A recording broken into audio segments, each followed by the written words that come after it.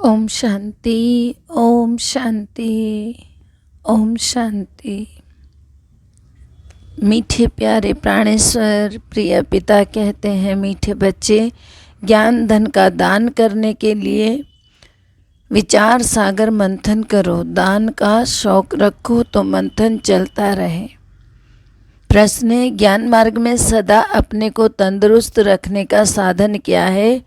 उत्तर है, सदा अपने आप को तंदुरुस्त रखने के लिए बाबा द्वारा जो भी ज्ञान घास अर्थात मुरली मिलती है उसे खाकर फिर उगारना चाहिए अर्थात मंथन करना चाहिए। जिन बच्चों को मंथन करने की अर्थात हजम करने की आदत है वह बीमार नहीं पड़ सकते, सदा तंदुरुस्त रहते हैं, जिसमें कि विकारों की बीमारी नहीं। इसका मतलब यह है कि सदा अपने आप को तंदुरुस्त रखने के लिए बाबा द्वारा जो भी ज्ञान रूपी घास मिलता है उसको मंथन अर्थात कहीं न कहीं सोच में उस ज्ञान को घुमाते रहना चाहिए। जिन बच्चों को मंथन करने की आदत होती है अर्थात ज्ञान को अपने अंदर अप्लाई करने की आदत होती है वो कभी बीमार नहीं पड़ सकते, सदा तंदुरुस्त रहते हैं, अर्थात कि उनको कभी किसी भी बात के लिए किसी को पूछने की ज़रूरत नहीं पड़ती क्योंकि उत्तर उनके पास होता है।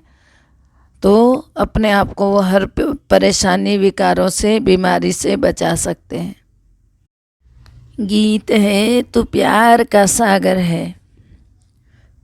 ओम शांति। ओम शांति। बच्चों ने गीत सुना। मनुष्य जो भी गीत आदि बनाते हैं, शास्त्र आदि सुनाते हैं, समझते कुछ भी नहीं है। जो कुछ भी पढ़ते आए हैं उनसे कोई का कल्याण नहीं हुआ है और ही अकल्याण होता आया है। सर्व का कल्याणकारी एक ही ईश्वर है। तुम जानते हो कि वह हमारा कल्याण करने वाला आया हुआ है, तो कल्याण का रास्ता बता रहे हैं। खास तुम भारतवासियों का, आम सारी दुनिया का कल्याण करने वाला एक ही बाप है। सतयुग में सबका कल्याण था, अब तुम सब भारतवासियों का कल्याण करने के लिए बाबा आए हुए हैं। बाबा कहते हैं सतयुग में सबका कल्याण था, तुम सब सुखधाम में ही रहते थे।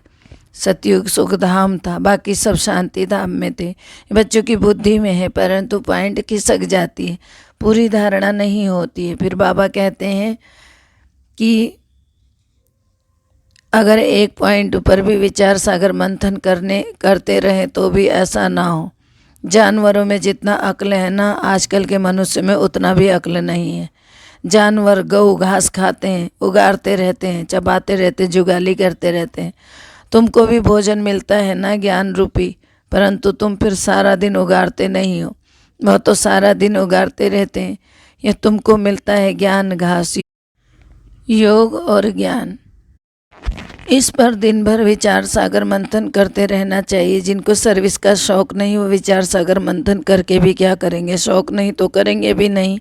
कोई कोई को तो देखो ज्ञान दान देने का शौक़ रहता है। गौशाला में मनुष्य जाकर गौओं के को घास आदि देते हैं, वह भी पुण्य समझते हैं।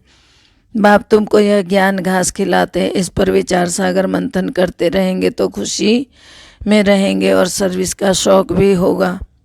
कोई लोटा भर लेते हैं अथवा बूंद लेते हैं, वह भी स्वर्ग में चले जाएंगे। स्वर्ग के द्वार तो खुलने ही हैं। यूँ तो ज्ञान सागर को हप करना है। कोई तो सारा हप करते हैं, कोई तो फिर बूंद लेते हैं, फिर भी स्वर्ग में तो जाएंगे। बाबा कहते हैं बाकी जितना जितना धारण करेंगे उतना उच्च पद पाएंगे, बाकी स्वर्ग में एक बूंद से भी चले जाएंगे। मनुष्य तो मरते हैं तो उनको गंगा की एक बूंद देते हैं। कोई कोई घर में सदैव गंगा जल ही पीते हैं, कितना पीते होंगे। गंगा तो बहती ही रहती है, उनको तो कोई हप कर ना सके। तुम्हारे लिए तो देखो गाया हुआ है, सागर को हप कर लिया तो जो ज्ञान सागर के नज़दीक आ जाते हैं, जास्ती सर्विस करते हैं, वही विजय माला में पिरोए जाते हैं। जितना जितना जो हप करते हैं और दूसरों का कल्याण करते वह भी पद भी पाते हैं। जितना धारण करेंगे उतना खुशी भी होगी, धनवान को खुशी होगी ना। जिसके पास बहुत अथाह धन होता है, दान करते हैं, वह पद भी पाते हैं। जितना धारणा करेंगे उतनी खुशी होगी। धनवान को तो खुशी होती है ना, जिनके पास बहुत अथाह धन होता है, दान करते रहते हैं। कॉलेज धर्मशाला मंदिर आदि बनाते वो जो रुपए पैसों के धनवान होते हैं, उन्हें इतनी खुशी भी रहती है। यहाँ तो देखो तुमको कितना मिलता है, अविनाशी ज्ञान रत्न 21 जन्मों के लिए कितना खजाना भर जाता है। तुम्हें कितनी खुशी रहनी चाहिए। बाबा कहते हैं जो अच्छी रीति धारण करके फिर दान भी करते हैं तो उन्हें अच्छा पद भी मिलता है। कोई कोई बच्चे लिखते हैं बाबा हमको तो दिल होती है नौकरी छोड़कर इसी रूहानी सर्विस में लग जाएं, प्रोजेक्टर प्रदर्शनी लेकर फिरते रहें। एक बूंद भी कोई को मिलेगी तो कल्याण ही हो जाएगा। सर्विस का बहुत शौक है। बाकी हर एक की अवस्था को बाबा जानते। सर्विस के साथ फिर गुण भी तो चाहिए ना। ना तो क्रोध होना चाहिए, ना कोई उल्टा सुल्टा ख्याल आना चाहिए, विकारों की कोई भी बीमारी ना हो, तंदुरुस्ती अच्छी चाहिए।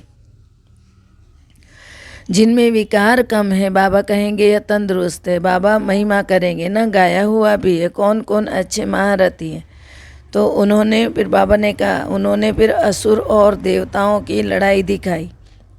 किसने? भक्ति मार्ग वालों ने। देवताओं की जीत हुई। फिर अब हमारी लड़ाई है 5 विकार रूपी असुरों से, और उसमें कोई किस्म के मनुष्य असुर नहीं होते, कोई किस्म के मनुष्य असुर नहीं होते हैं। जिनमें आसुरी स्वभाव है उनको ही असुर कहा जाता है, हर एक को नहीं कहेंगे, और कोई किस्म का नहीं होगा वो। नंबर 1 आसुरी स्वभाव है काम का, इसलिए सन्यासी भी इसे छोड़ भागते हैं। इन आसुरी अवगुणों को छोड़ने में मेहनत लगती है, ना रहना भी ग्रस्त में है, परंतु आसुरी स्वभाव छोड़ना है। पवित्र बनने से मुक्ति, जीवन मुक्ति मिलती है। कितनी भारी प्राप्ति है। वह तो घर बार छोड़कर भाग जाते हैं, प्राप्ति कुछ भी है नहीं। इन चित्रों में देखो कितनी अच्छी अच्छी बातें समझने की है ना। वे लोग तो देखो सिर्फ चित्रों का ही शो करते रहते हैं। सिर्फ चित्र देखने से ही कितने कितने चित्र देखने के लिए जाते हैं, फ़ायदा तो कुछ भी नहीं है। चित्र देखने के लिए खाली जा रहे आ रहे। यहाँ इन चित्रों में देखो कितना ज्ञान है, इनसे फ़ायदा बहुत होता है। इसमें आर्ट आदि की कोई बात नहीं होती, ना कोई बनाने वाले की होशियारी आदि है। उन्हों के तो नाम चित्र पर लिखे हुए होते हैं।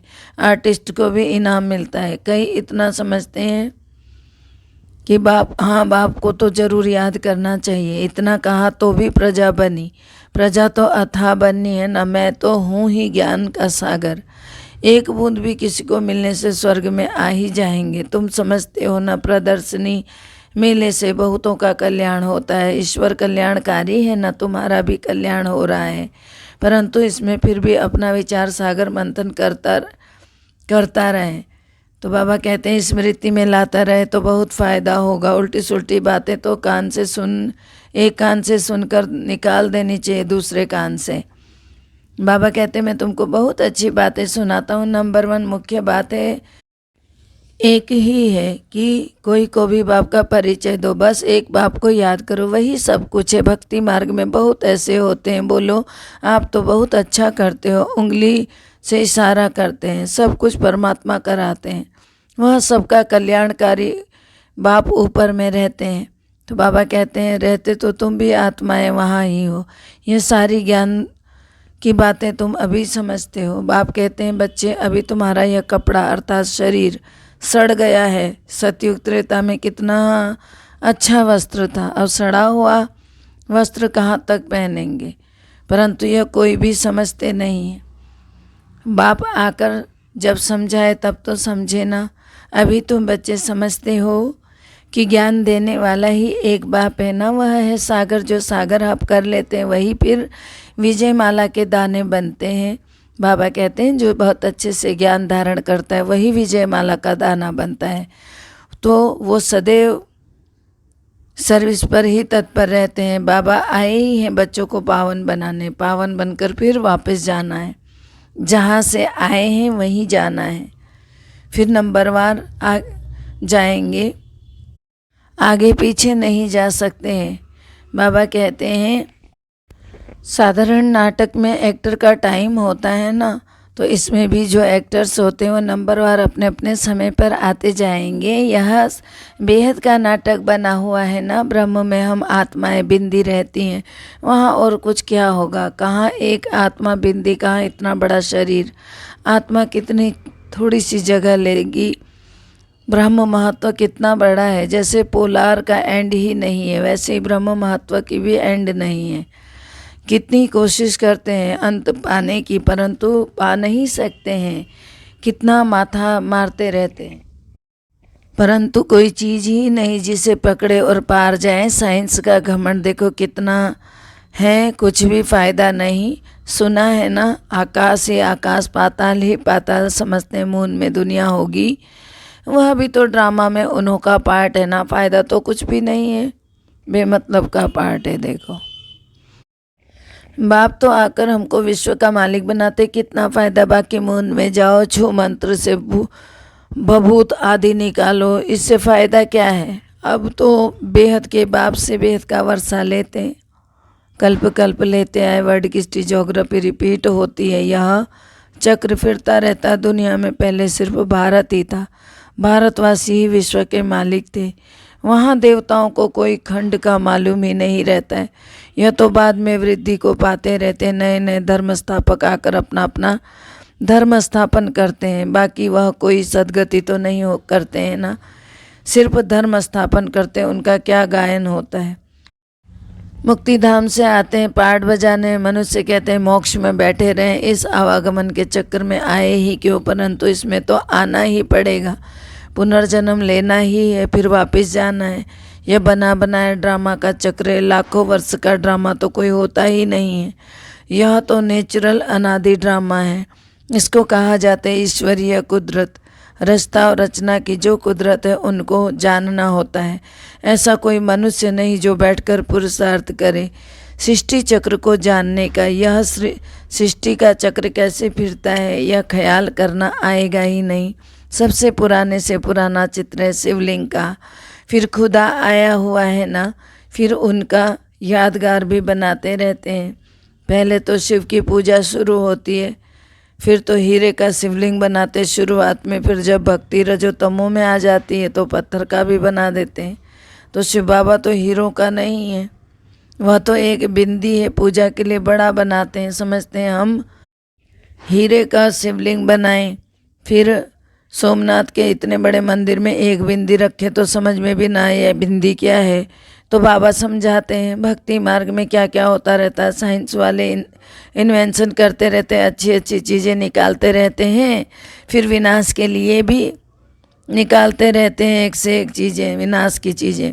आगे बिजली थोड़े ही था, मिट्टी का दीपक जलाते थे। बाबा समझाते हैं मीठे मीठे बच्चे थोड़े में राजी मत हो जाओ, अच्छी रीति धारण कर सागर को हप करो, जो अच्छी रीति करेंगे पद भी अच्छा पाएंगे, सारा दिन खुशी का पारा चढ़ा रहना चाहिए। यह तो छीछी दुनिया, अब यहाँ से जाएंगे, अब गए कि गए। अब पुरानी दुनिया देखो खत्म होनी है, तैयारियां तो सारी हो रही, बाकी थोड़े दिन बचे हैं, इसमें भी कितनी सर्विस करनी है। सारे भारत में तो क्या विलायत में भी सब तरफ चक्कर लगाना, अखबारों द्वारा विलायत में कोने कोने तक भी पता चल लग जाना है। इस सीढ़ी आदि से झट समझ जाएंगे बाप आता ही बच्चों को फिर से स्वर्गवासी बनाने के लिए। बरोबर लक्ष्मी नारायण भारत में ही राज्य करके गए ना, महिमा तो बहुत करते हैं कि भारत प्राचीन देश से बहुत महिमा करते रहते, भारत ऐसा था, तो भारत में ऐसी पवित्र देवियाँ थी। तुम जानते हो हम बाप से 21 जन्मों के लिए प्रारब्ध लेते हैं, तो बाप बिल्कुल ही सिंपल पढ़ाते हैं, दिखाते हैं द्रौपदी के पाँव दबाए वह भी कुछ है नहीं। या तो बाबा कहते हैं वो सब बातें कुछ भी नहीं, सब गपोड़ा है, बच्चे भक्ति मार्ग में धक्के खाकर थक गए, अब हम तुम्हारी थक दूर करते हैं, तुम थक गए हो ना, धक्के खा खा कर पतित बन पड़े हो। बाबा कहते हैं मैं तुम्हारी थक दूर कर रहा हूँ, फिर कभी दुखी नहीं होंगे, कभी दुख भी नहीं देखेंगे, जरा भी दुख का नाम निशान भी नहीं होगा। बाकी पुरुषार्थ कर ऊंचा पद पाना है, अच्छा पद पाएंगे तो कहेंगे ना कि इन्होंने पास्ट जन्म में अच्छे कर्म किए हैं। गायन भी होता है ना, परंतु कोई जानते ही नहीं है कि इन्होंने कब पुरुषार्थ करके यह पद पाया। अभी बाप तुमको ऐसे कर्म सिखलाते हैं कि तुमको भी कहते हैं अच्छे कर्म कर उच्च पद पाओ। यहाँ मनुष्य के कर्म तो विकर्म होते हैं, वहाँ तो है ही स्वर्ग, तो कर्म अकर्म होते हैं। यहाँ यह ज्ञान जो है वहाँ यह ज्ञान नहीं रहेगा। बाबा कहते हैं कर्मों की गति मैं ही जानता हूँ। इस समय जो अच्छा कर्म करेंगे वह फल भी अच्छा पाएंगे। यह कर्म क्षेत्र है। कोई बहुत अच्छे कर्म करते हैं, कोई तो है जिसको सर्विस की तात लगी रहती है। पूछते बाबा हमारे में कोई खामी है क्या? नहीं, सर्विस तो जितनी कर सकेंगे उतनी करेंगे। सर्विस वृद्धि को पाती रहेगी। सर्विस करने वाले भी निकलते जाएंगे। दिल में आथत है ना, बाकी थोड़े रोज हैं। अब ऐसा पुरुषार्थ करें जो वहाँ भी उच्च पद पाएँ। बाबा यह ज्ञान घास हमको खिलाते हैं ना, फिर बाबा कहते हैं उगाड़ते रहो तो धारणा पक्की हो जाएगी।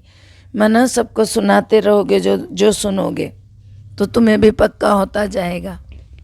खुशी का पारा भी चढ़े, बहुत सर्विस करनी है, बहुतों को पैगाम भी देना है। तुम तो पैगंबर बच्चे हो ना।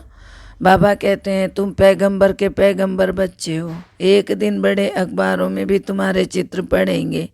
फिर बाबा कहते हैं विलायत तक अखबारें जाती है ना, चित्रों को समझ कर जाएंगे। यह चित्रों से समझ जाएंगे। यह है नॉलेज तो गॉड फादर की। तो बाकी मेहनत है मन मना भवा होने की। थोड़ी योग में रहने से सारे कार्य होते हैं।